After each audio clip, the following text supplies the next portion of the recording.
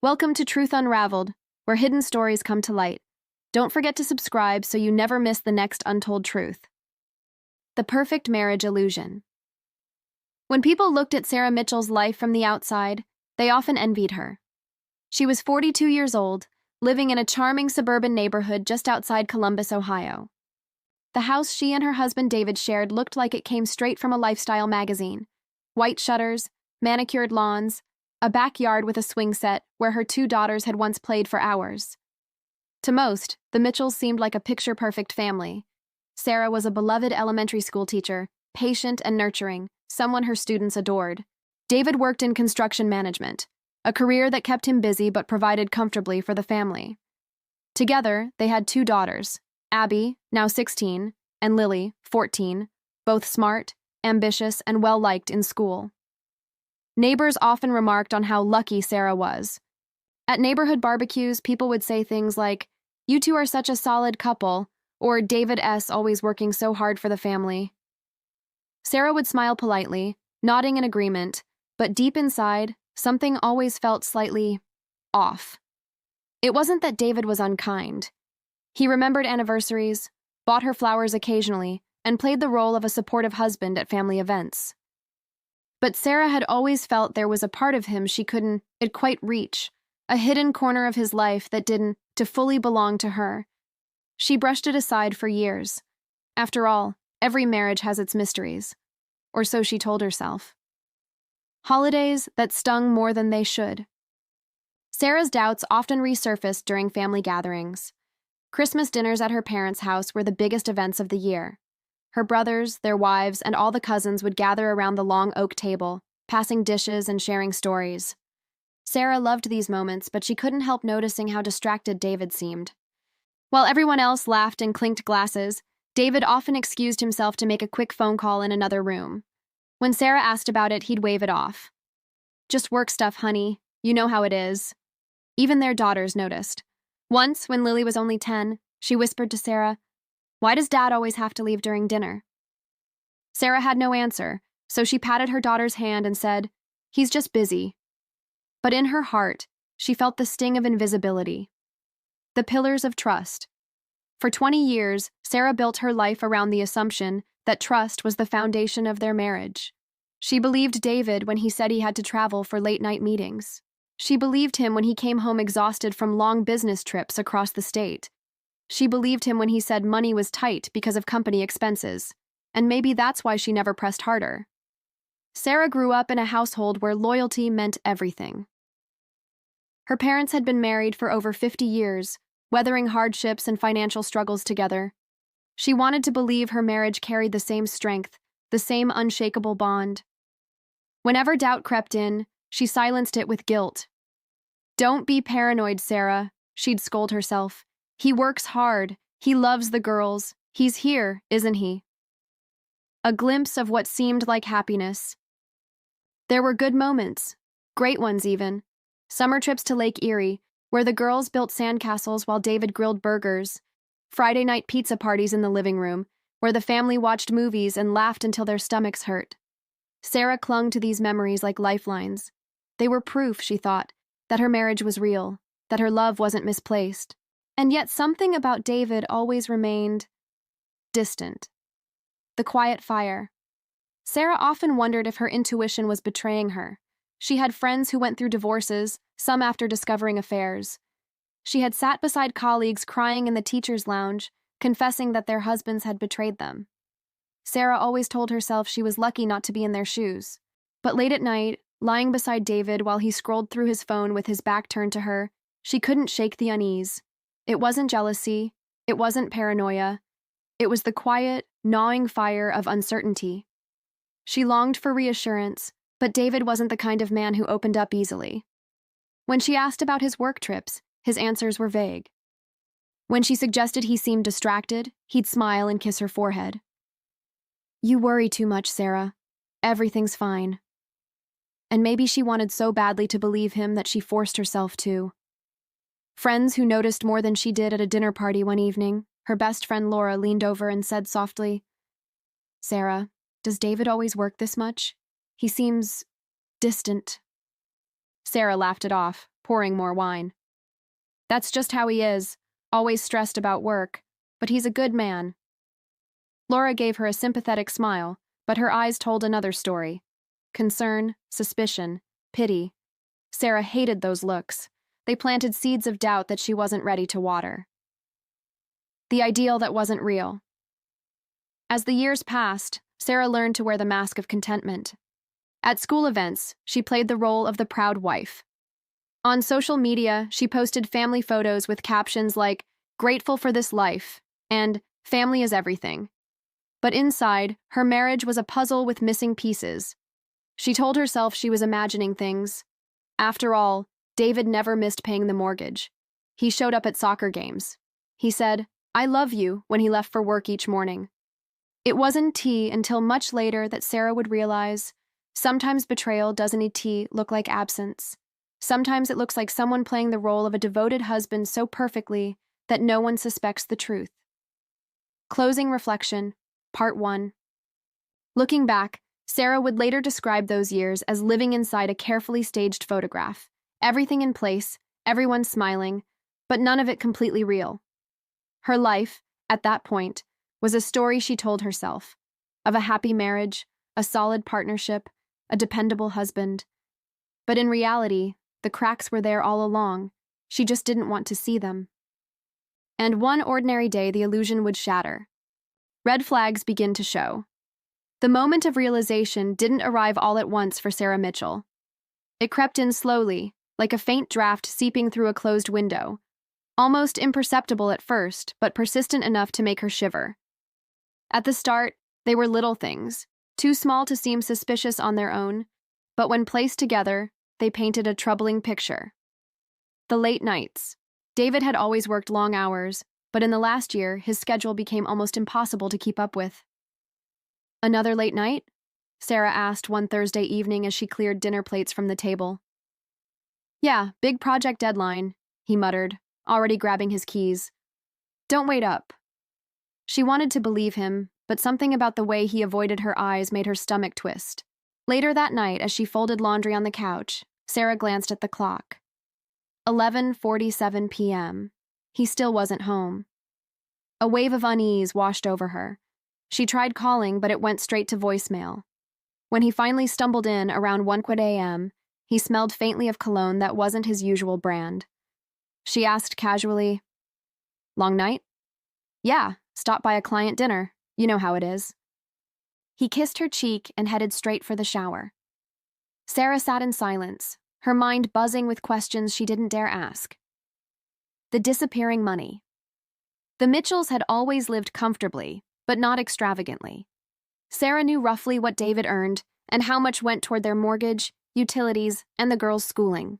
But one day, while balancing their joint checking account, she noticed several large withdrawals she didn't recognize. $600 here, $200 there. "David," she asked one evening as they cleaned up after dinner, "do you know anything about these charges?" She slid the statement across the counter. He barely glanced at it. "Business expenses, I'll get reimbursed next month." Sarah frowned. "But it's coming out of our personal account." David waved her off. "I'll transfer it back when the company clears it. Don't stress about it."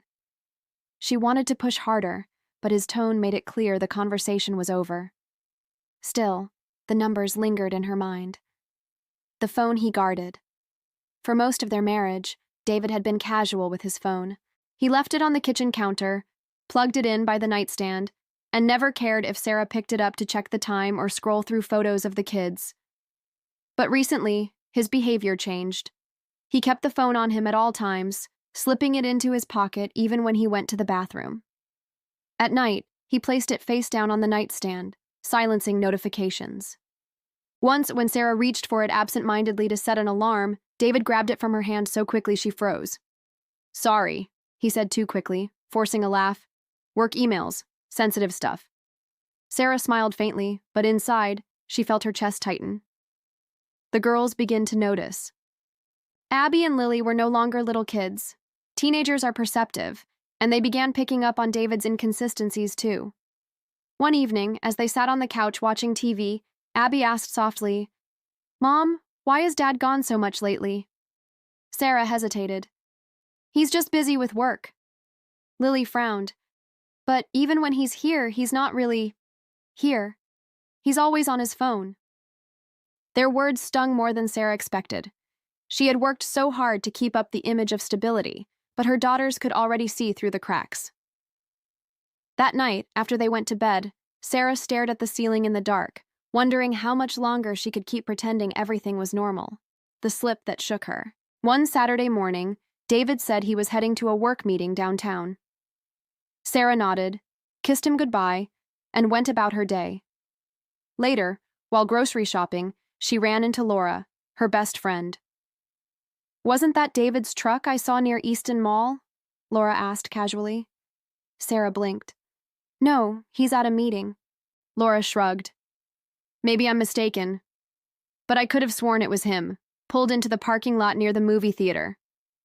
When David came home that afternoon, Sarah asked, "How was your meeting?"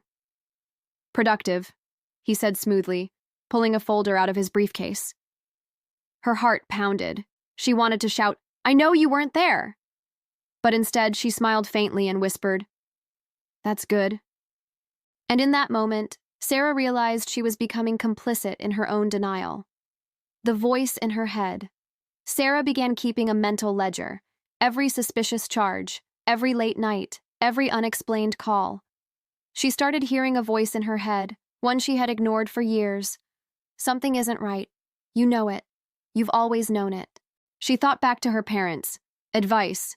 Trust is the glue that holds a marriage together. But what happens when that glue begins to dissolve? Sarah didn't have an answer. The breaking point in her gut.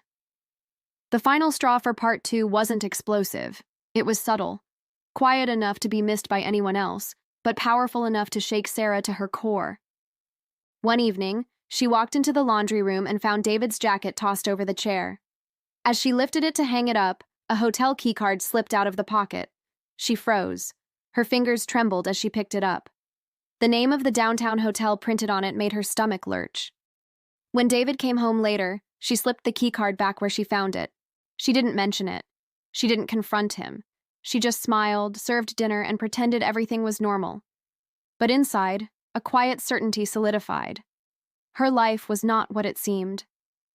Sarah lay awake that night, staring at the ceiling. "How long has this been going on?" she whispered to herself. She didn't know the details yet. She didn't know the full truth. But she knew enough to understand one thing. Her marriage was built on secrets. And once secrets begin to surface, they have a way of drowning everything in their path. The truth, Sarah would later admit, did not crash down like thunder. It seeped into her life slowly, a steady drip that eventually flooded everything she thought she knew. For weeks, she carried the weight of that hotel keycard in her heart like a stone. She didn't confront David immediately, not out of fear, but out of strategy. She wanted answers, and if she accused him too soon, he'd shut down, deflect, or lie. Instead, she watched. She listened. She waited. The suspicious weekend.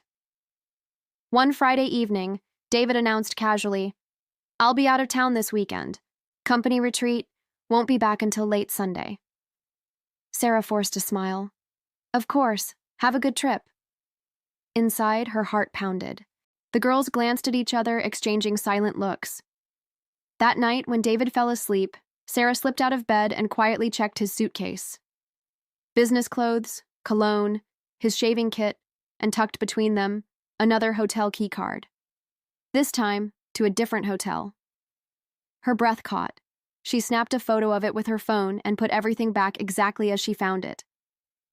The next morning, she kissed him goodbye at the door, acting as if nothing were wrong. "Text me when you get there," she said sweetly. "Of course," he replied, giving her a quick peck on the cheek. The moment his car pulled away, Sarah's mask cracked. Her hands shook as she called Laura. "I need you to come with me," she whispered. Following the trail. That Saturday afternoon, Sarah and Laura drove downtown. Sarah R's heart raced as they pulled into the parking lot of the hotel where David R's keycard belonged. "There's his truck," Laura whispered, pointing. Sarah's stomach dropped. They walked into the lobby, Sarah's hands trembling as she clutched her purse. She felt like she couldn't breathe, like the ground beneath her might give way at any moment. At the front desk, she cleared her throat. "Hi, could you tell me if David Mitchell has checked in?" The receptionist glanced politely at the computer. "Yes, Mr. Mitchell is here for the weekend." Sarah's legs nearly gave out. Laura gripped her arm. "Do you want to go up there?" Sarah shook her head. "No, not yet. I just needed to know." The unlocked door. Later that evening, after hours of pacing at home, Sarah couldn't stand it any longer. She left Abby and Lily with Laura and drove back to the hotel. Her hands trembled as she rode the elevator up. When she reached the room number she'd memorized from the receptionist's slip, she paused outside the door, her breath shallow. Then, almost unbelievably, she realized the door wasn't latched properly. It stood slightly ajar. She pushed it open gently, the creak echoing in the silence. And there he was, David, sitting on the bed, laughing softly, with a woman Sarah had never seen before. A woman with dark hair and gentle eyes, who looked entirely too comfortable in that space. On the nightstand, Sarah saw something that froze her blood. Framed photos of two young children who bore David's unmistakable features. Her heart stopped. The words she could barely say. "David," Sarah whispered, her voice breaking. His head snapped up, his face draining of color. "Sarah, what are you doing here?" The woman beside him froze, her eyes darting between them. "I should be asking you that," Sarah choked out. "Who is she? Who are they?" She pointed to the photographs with shaking hands. David stood quickly, his words stumbling over themselves. "Sarah, I can explain—" "No," Sarah cut him off, tears streaming down her cheeks. "You don't get to explain away 15 years of lies." The silence that followed was deafening. The shattered reality. The woman finally spoke, her voice trembling. I'm Anna, and these are David's children, our children." Sarah's chest constricted. Our children. Her knees buckled, and she clutched the doorframe to steady herself. "How long?" she asked, her voice barely audible. David's silence told her everything. 15 years, Anna whispered softly. Sarah's heart shattered into 1,000 pieces. 15 years. That meant that while she was raising Abby and Lily, while she was building their home, while she was celebrating anniversaries and birthdays, David had been living an entirely separate life. The confrontation. "You let me believe we had a marriage," Sarah spat, anger breaking through her grief. "You let our daughters believe they had a father who was fully theirs." David stepped forward, hands outstretched. "Sarah, please. I didn't want to hurt you. I thought I could keep both families." "Both families?" she shouted, her voice echoing down the hallway. "Do you hear yourself?" Anna lowered her gaze, silent tears slipping down her cheeks. Sarah turned to her. "Did you know about us? About me?" Anna nodded miserably. "At first, no, but later, yes. He told me he couldn't leave you, that it was complicated." Sarah's stomach churned. She felt betrayed not only by her husband, but by the woman who had lived comfortably in her shadow. The quiet collapse. Sarah staggered back into the hallway, her vision blurred with tears. "You've destroyed everything," she whispered. David reached for her arm, but she pulled away. "Don't touch me." For the first time in years, Sarah felt the full weight of the truth. She had been living in a carefully constructed illusion. Her husband was not the man she thought he was. Her marriage was not the partnership she believed in. Her family was not whole.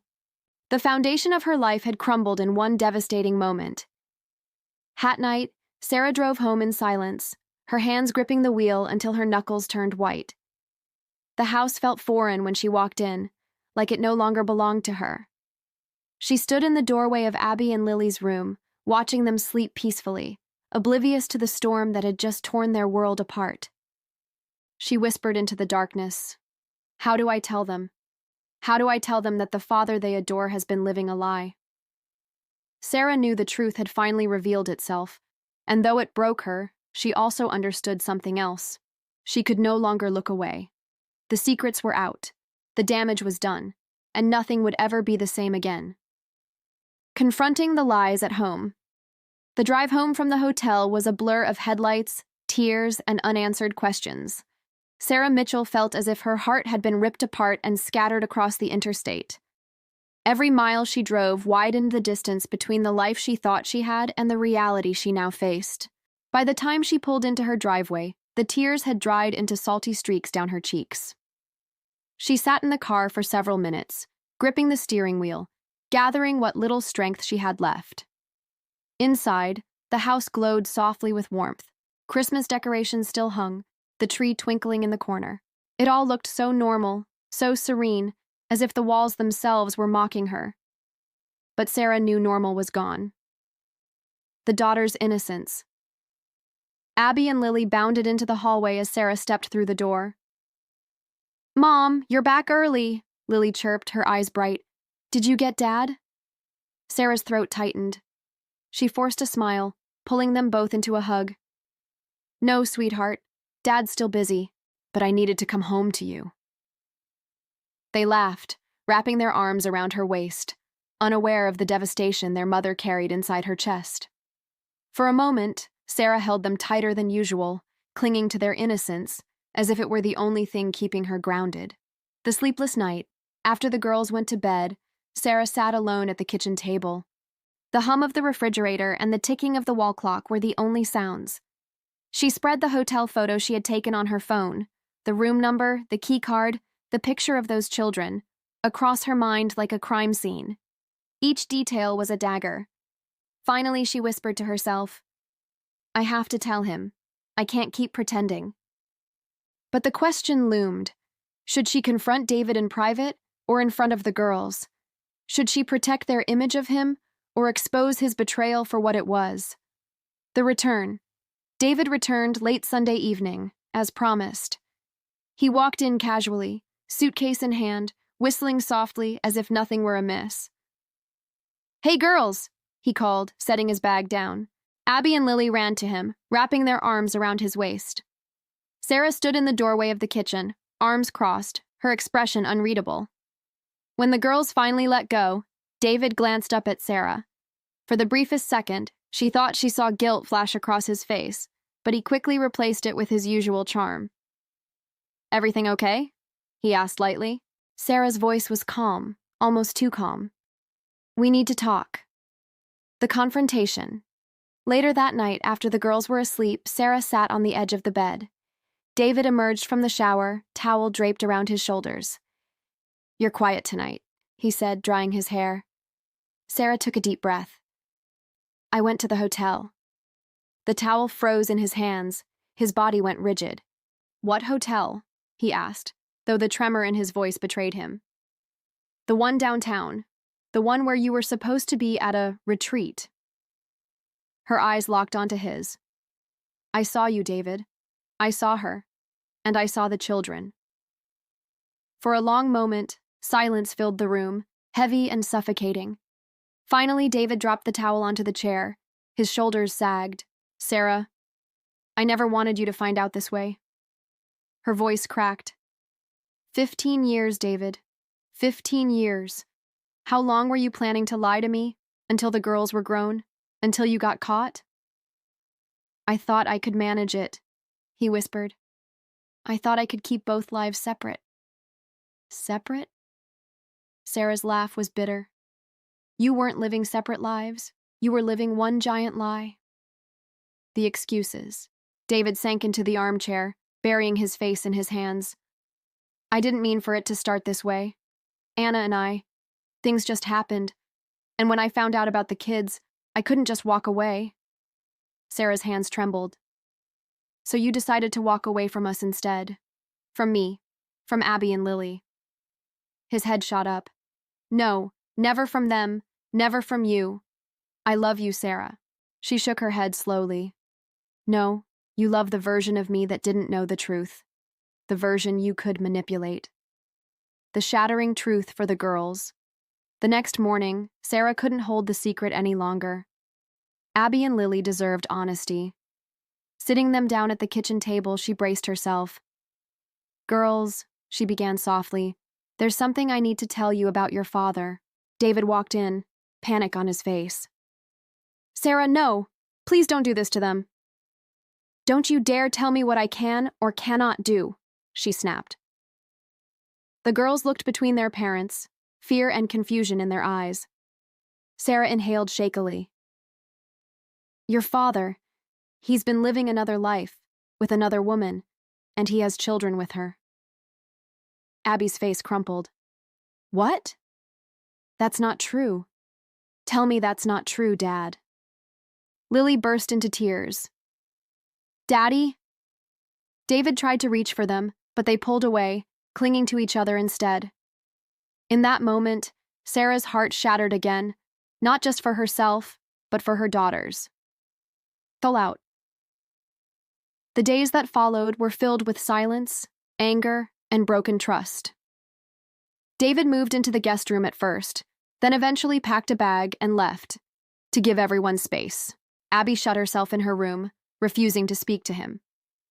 Lily asked question after question, her innocence bleeding into despair. Sarah moved through the motions of daily life like a ghost, keeping the house running while her heart lay in ruins. Laura came by often, holding her hand, reminding her she wasn't alone. "You're stronger than you think," Laura whispered one night. But Sarah didn't feel strong. She felt hollow. Picking up the pieces, the house felt emptier without David's presence. His absence wasn't marked by silence. There was still the sound of Abby's music drifting down the hallway, Lily's laughter during phone calls with her friends, the hum of the dishwasher late at night. But the air itself felt different, lighter in some ways, heavier in others. For Sarah Mitchell, the challenge was no longer uncovering the truth. That part of the nightmare was over. Now came the harder part: living with it. Holding the family together. The morning after David left, Sarah found Abby sitting at the kitchen table, earbuds in, staring blankly at her untouched cereal. "Morning, honey," Sarah said softly, setting a cup of tea beside her. Abby shrugged, pulling out one earbud. "Morning." Sarah sat down across from her. "I know this is hard, harder than anything you've ever had to deal with, but we'll get through it together." Abby's eyes welled with tears. "I just don't understand how he could do this to us." Sarah reached across the table, squeezing her daughter's hand. "Sometimes people make choices that hurt the ones they love. It doesn't make it right, and it doesn't make it fair, but it says more about who they are than who we are." Later, Lily came bounding into the kitchen, hair messy, holding her stuffed rabbit. "Is Daddy coming home today?" Sarah knelt down, brushing Lily's hair from her face. "Sweetheart, Daddy won't be living here for a while, but that doesn't mean he doesn't love you." Lily's lip trembled. "But he lied." Sarah hugged her tightly. "Yes, he did. And it's okay to be angry. It's okay to feel hurt. We'll feel it together." The practical storm. Beyond the emotional wreckage, Sarah had to navigate the practical storm David left behind. Bills, bank accounts, the mortgage, all things he had handled quietly for years. One afternoon, she sat at the dining room table with stacks of paperwork spread before her. Numbers, statements, balances, all riddled with gaps and secrets. She discovered accounts she didn't know existed, credit card debts hidden in plain sight, and transfers that suggested David had been financially supporting Anna and their children for years. Her chest tightened. Not only had he betrayed her heart, he had jeopardized their financial security. Laura came over that evening, pouring them both a glass of wine. "You need a lawyer," she said firmly. Sarah nodded, exhaustion etched into her face. "I know. I don't know where to start." Laura squeezed her shoulder. "Start with protecting yourself and the girls. Everything else comes later." Finding strength in small steps. In the weeks that followed, Sarah began piecing her life back together in small, deliberate ways. She set up her own bank account, transferred her paycheck directly, and started tracking every expense. She met with a lawyer who explained her rights, reassured her that she could fight for stability, and promised to stand by her through the divorce process. Each step was terrifying but also empowering. At night, when the girls were asleep, Sarah often sat in the living room with a notebook in her lap, making lists, things to do, goals to accomplish, lessons to teach Abby and Lily about resilience. She began to see herself differently, not just as a betrayed wife, but as a woman capable of rebuilding. The community of support. Word spread quickly in Cedar Falls. Friends, neighbors, and even parents from the girls' school reached out. Some offered sympathy, others judgment. One afternoon at the grocery store, Sarah overheard whispers behind her. "Did you hear about David Mitchell? 2 families, can you imagine?" Sarah's face burned, but instead of crumbling, she lifted her chin and pushed her cart forward. Later that week, a fellow mother approached her in the school parking lot. "I went through something similar a few years ago," she confided. "If you ever need to talk, I'm here." For the first time, Sarah realized she wasn't alone. Betrayal might feel isolating, but it was an experience many women had endured and survived.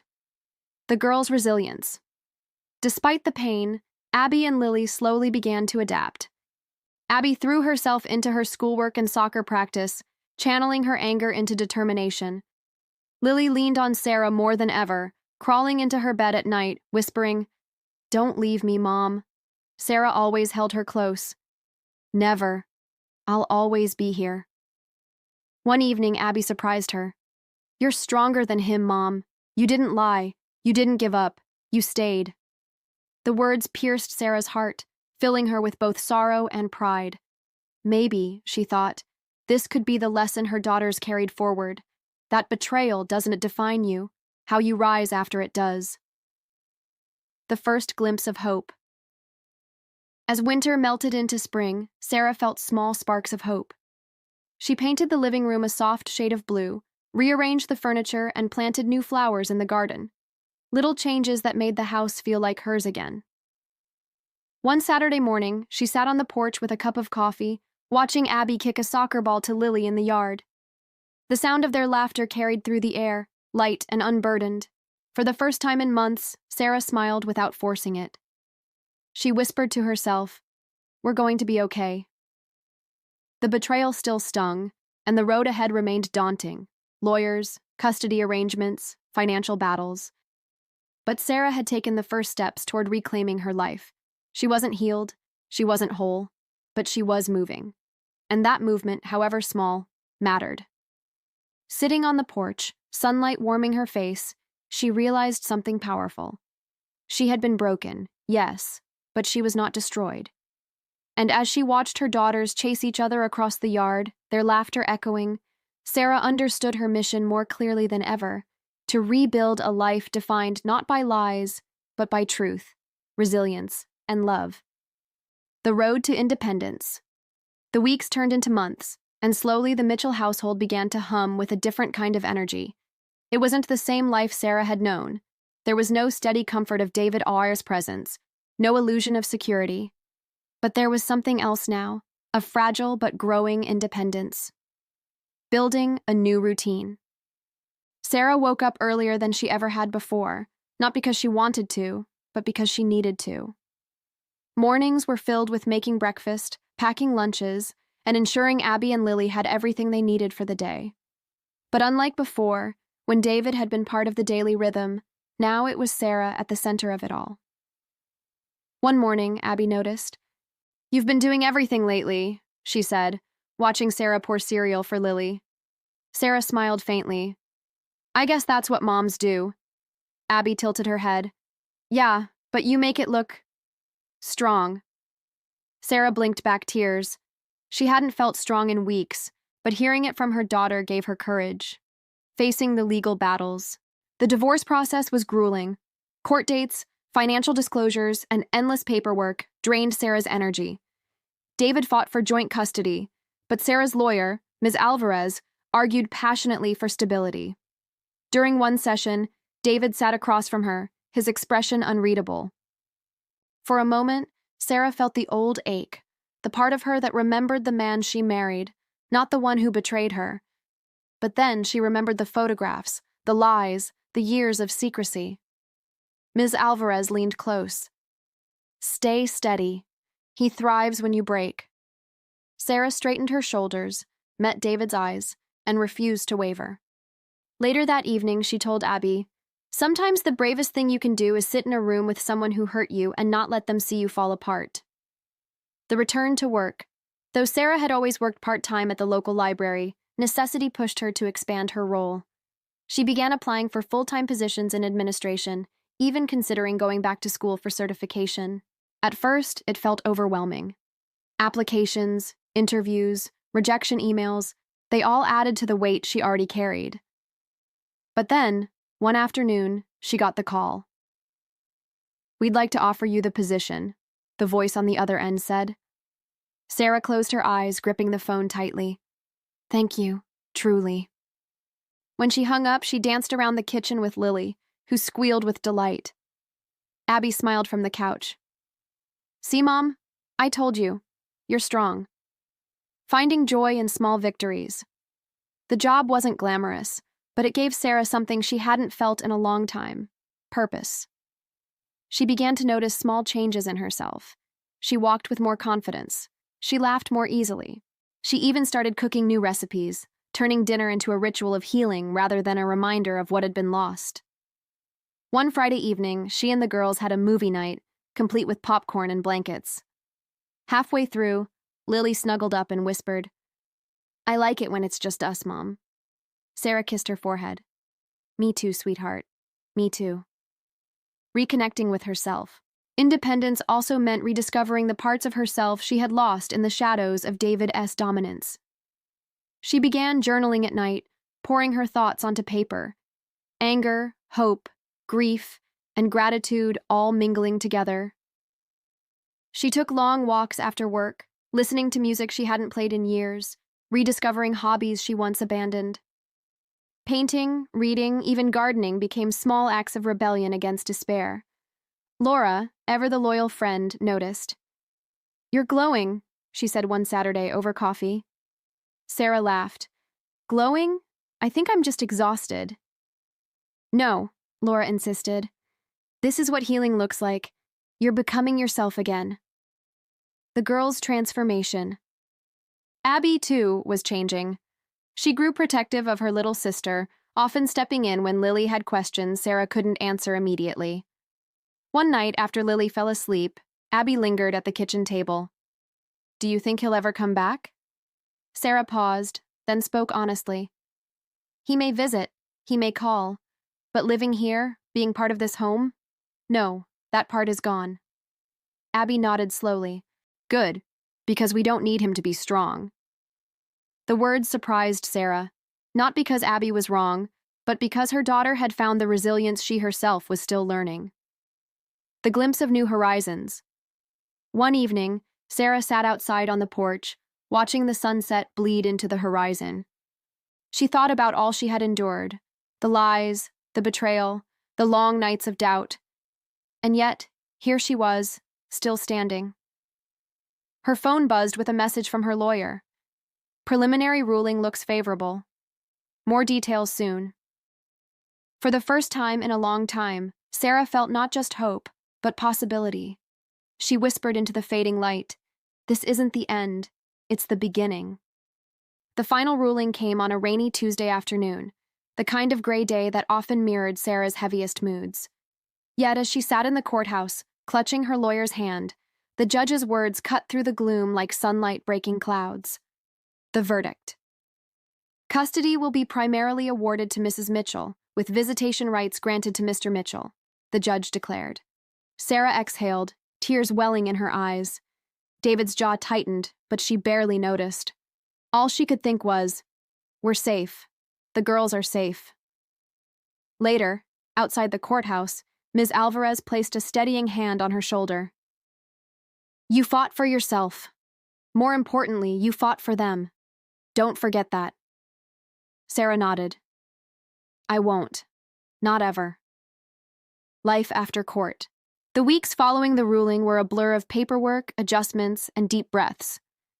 David still called sometimes, still showed up for visits, but the power he once held over Sarah had dissolved.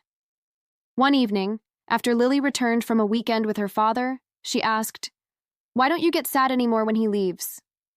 Sarah smiled gently. Because I know we're okay without him. Our happiness doesn't depend on him anymore. Abby overheard and gave her mom a knowing look.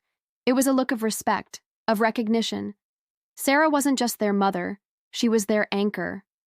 A home reclaimed. With the settlement finalized, Sarah used part of the financial support to make the house truly hers. She painted the living room a soft teal, planted flowers in the yard, and replaced the old dining table with one she had always dreamed of, a sturdy oak table that could withstand years of laughter, tears, and family meals. For the first time, the house no longer felt haunted by betrayal. It felt alive. One Saturday morning, Abby and Lily helped her hang photos along the staircase. Snapshots of birthdays, school plays, vacations. Not a single picture of David remained. Lily giggled, pointing at a silly picture of Abby. This wall is just us now. Sarah ruffled her daughter's hair. Exactly, sweetheart. Just us. New connections. As Sarah's confidence grew, so did her world. She began attending community events, volunteering at the library where she once worked, and even joining a local support group for women who had gone through similar experiences. In that circle of strangers, she found comfort. Their stories were different yet familiar. Betrayal, heartbreak, survival. Together they laughed, cried, and reminded each other that they weren't defined by the pain inflicted on them. One evening, she shared her own story. I thought losing him meant losing everything, she admitted. But the truth is, I found myself instead. And that's worth more than anything I ever thought I needed. The room fell silent, then erupted in applause. Sarah's cheeks flushed, but deep inside, she knew she was no longer invisible. Abby and Lily's growth. Her daughters thrived too. Abby joined the debate team at school, inspired by her mother's resilience. Lily took up painting, filling their home with bright splashes of color. During a parent-teacher conference, one of Abby's teachers remarked, "She speaks with such conviction, Mrs. Mitchell. You can tell she comes from strength." Sarah smiled. She comes from learning that no matter what happens, we always rise. The unexpected call. Months later, Sarah received a call from Forbes. Not about David, but about her. We've been following stories of resilience and transformation, the journalist explained. Your journey is inspiring. We'd love to feature you. Sarah nearly dropped the phone. Her? A woman once overshadowed by her husband's lies, now recognized for her strength? When the article was published, Sarah Mitchell, From Betrayal to Bravery. Her inbox overflowed with messages from strangers around the world. Women wrote to thank her for giving them hope. Men wrote to apologize for not realizing the pain hidden in their own marriages. Sarah read each message, humbled and grateful. She realized her story wasn't just hers anymore. It belonged to everyone who had ever been underestimated, betrayed, or silenced. Closure with David remained a figure on the periphery, still visiting the girls, still insisting he wanted to make things right. One evening, after dropping Abby and Lily home, he lingered at the door. You've changed, he said quietly. Sarah met his eyes, calm and steady. No, David. I finally became who I was always meant to be. You just never saw it. There was no anger in her voice, no bitterness, only truth. David nodded, defeated. I guess I didn't. He turned and walked away, and for the first time, Sarah felt nothing but peace. A new beginning. Life didn't become perfect overnight. There were still bills to pay, responsibilities to juggle, and occasional pangs of loneliness. But there was also freedom, authenticity, and joy in small moments. Abby winning her first debate, Lily proudly showing her latest painting, Sarah reading on the porch as the sun set. One night, journaling before bed, she wrote, I am no longer defined by betrayal. I am defined by resilience. My daughters and I are not victims. We are survivors. And our story is just beginning. She closed the notebook, turned off the light, and drifted into sleep with a smile. Sarah Mitchell's journey was never about revenge. It was about reclaiming her life, her worth, and her independence. She had walked through fire and emerged stronger, not because she avoided pain, but because she refused to be consumed by it. Her story stood as a reminder to anyone listening. Heartbreak doesn't have to be the end. Sometimes it's the very thing that sets you free. Call to action, CTA. If Sarah's journey touched your heart, remember this: your voice, your strength, your truth matter. Subscribe to Truth Unraveled for more powerful real-life stories of betrayal, resilience, and triumph. Hit the bell so you never miss the next story that could change the way you see the world. And tell us in the comments, what part of Sarah's story resonated with you the most? Because every story shared is a story that can inspire.